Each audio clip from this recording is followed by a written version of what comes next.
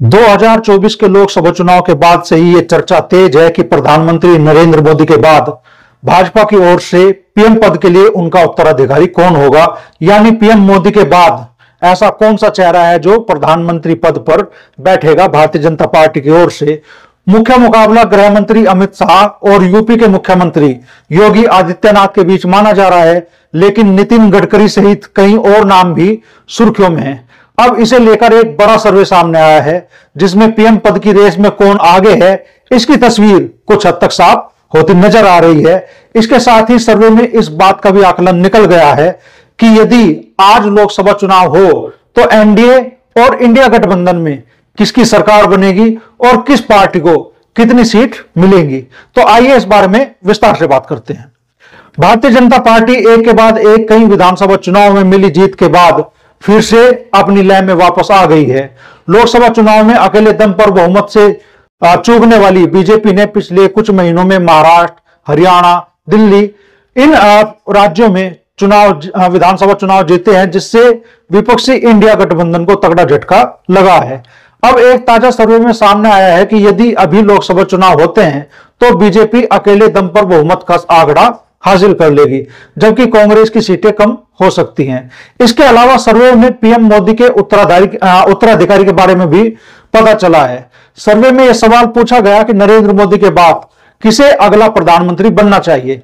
इस पर केंद्रीय गृह मंत्री और यूपी के सीएम योगी आदित्यनाथ के बीच कड़ी टक्कर देखने के लिए मिली है। इंडिया टुडे के मूड ऑफ द नेशन सर्वे में 26.8% लोगों ने कहा है कि नरेंद्र मोदी के बाद देश का अगला प्रधानमंत्री अमित शाह को बनना चाहिए। वहीं यूपी के मुख्यमंत्री योगी आदित्यनाथ को 25.3% लोग चाहते हैं कि वे देश के अगले प्रधानमंत्री बने। इस सर्वे में अमित शाह को लगभग 1% वोट ज्यादा मिले हैं।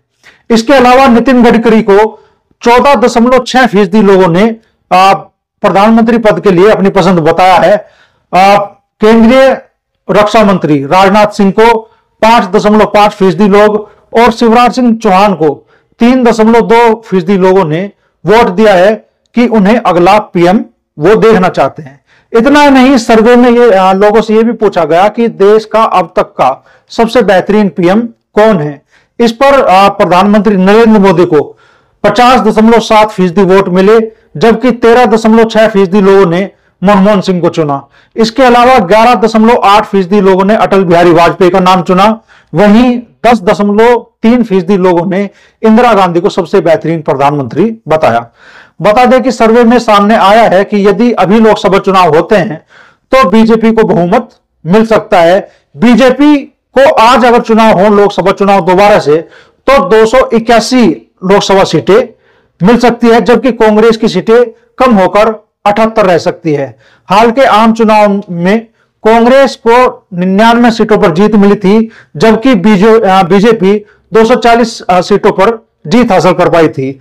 बता दें कि यह सर्वे सी वोटर एजेंसी ने किया है और इसमें 2 जनवरी से 9 फरवरी के बीच लोगों से उनकी अलग अलग मुद्दों पर राय ली गई है।